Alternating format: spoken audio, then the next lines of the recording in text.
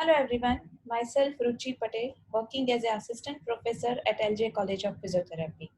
Today I am going to take first year topic that is resisted exercises.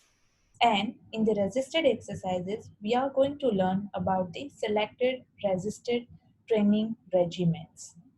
So, why we should know about the different regimens and what are they, and what is the role of workload which we decide priorly, and what is repetition maximum. So these all the things we'll learn in today's lecture. So first, whenever we give resisted exercises to the individual, we should increase the weight in a systematic way. And of course, there should be a progressive exercise. According to the overload principle, we should increase the load on the how the demand on the muscles will get increased. So based on that, we should increase the workload. And to decide this workload and to decide the progression of the exercises, one should know about the repetition maximum. So one method of measuring the effectiveness of the resistance exercise program and to calculate an appropriate exercise load for the training, it is required to determine repetition maximum. And this term was first reported by the Willems for the progressive resisted exercises.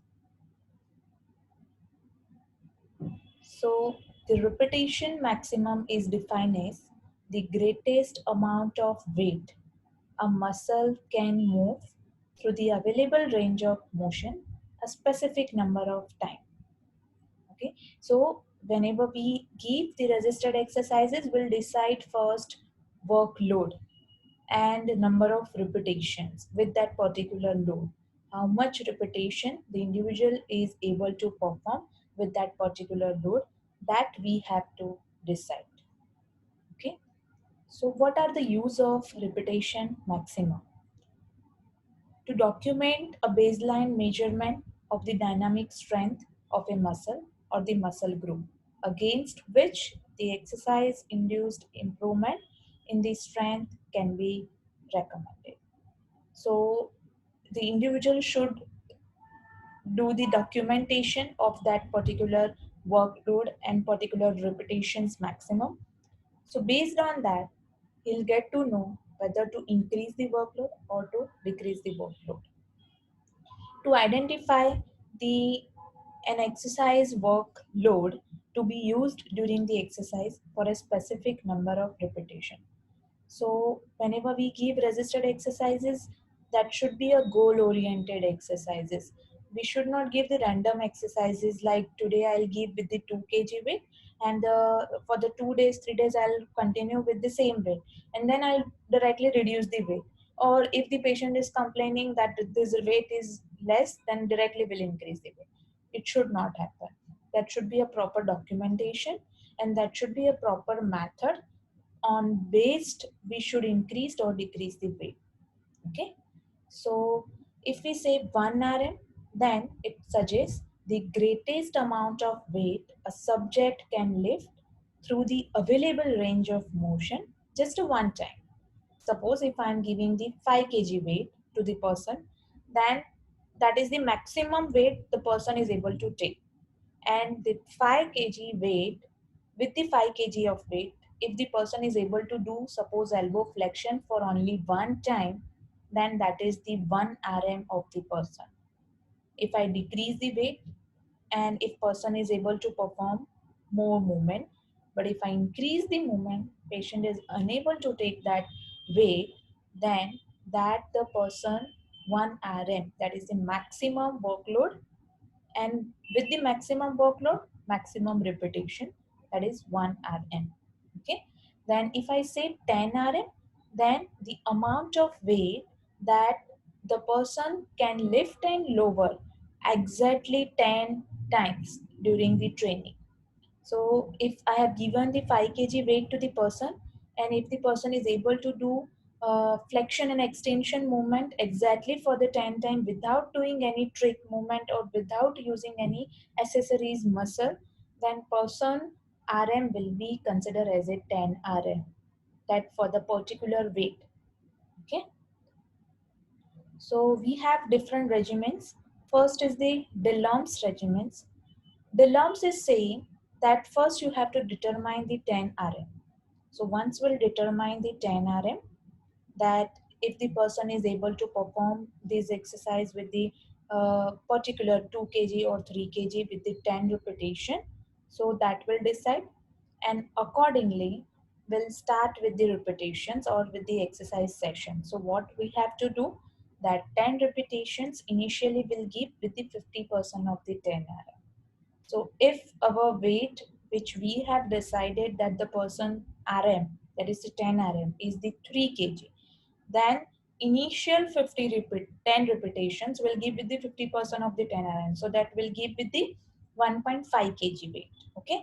Then again 10 repetitions with the 75% of the 10 RM. So almost we can give with the 2 kg weight.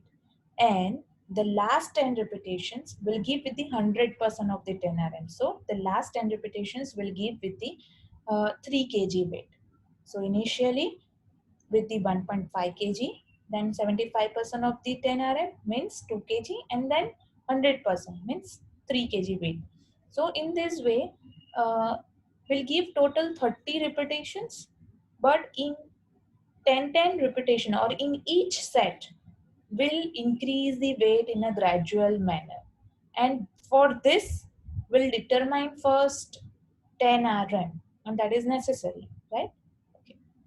So 30 lifts 4 times a week. So we'll ask the patient to come, or we'll ask the patient to perform that exercise 4 times in a week and progress to 10 RM once in a week. So after a week, we'll again check for the RM and then we'll increase the weight. Okay. So the weight is gradually increased. So there will be the chances that when the person will reach for the last session, that is with the 100% of the weight, might be patient will not be able to perform more repetition, because the person will get tired after performing this 1 and 2 set. Correct. So might be patient will get become fatigued. Whereas in the case of Oxford regiments, what we have to do, first we have to determine the 10 RM. So we'll decide the particular load, then 10 repetition at the 100% of the 10 RM. Suppose if we have decided that particular load is 3 kg and the person is able to perform that 10 repetition with that particular maximum weight, then initial 10 repetition will give with that 100% of the weight. So we'll give 10 repetitions with the 3 kg weight. Then for the second set, we'll reduce the weight. So we'll give with the around 2 kg weight, 10 repetition. And in the last 10 repetitions, we'll give with the 50% of the weight. So that is the 1.5 kg weight. So here, initially only we'll give the maximum weight and then gradually will decrease weight. Okay. And again, for this all, we have to decide the determination of the 10 RM will be must. So Oxford progress RM on daily basis. So today, if he is able to perform that all the repetition and all the sets, then next day again will decide the new RM. Okay. So every day, patient has to do exercises with the new RM. Okay. Then third is the McQueen. So what McQueen is saying, that you have to decide first RM, that is the 10 RM will decide, and will give 10 lifts with the 10 RM, 10 lifts with the 10 RM, second set, same third set and fourth set. So 40 lifts 3 times a week will advise. So every day he has to perform the 40 lifts and 3 times in a week. So here will not reduce or increase the weight in each and every set. So there will be the constant load. Once we have decided the RM or 10 RM, then all the repetitions the individual have to perform with that particular load only. And total 40 repetitions. So total we can say 4 sets of exercises and 3 times in a week he has to perform. And progression of the 10 RM after every 1 to 2 weeks should be done. Okay, so progression of the RM will be done after every 1 or 2 weeks, depends on the patient's performance, will increase or decrease the weight. Okay, so this is the McQueen regimens which we use for the resisted exercises.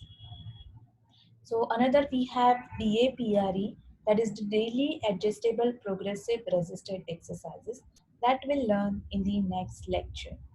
This topic you can read from the Dina Gardiner book, as well as you can get from the Kishner Therapeutic Principles of the Therapeutic Exercise by Kishner Kolbe. Thank you.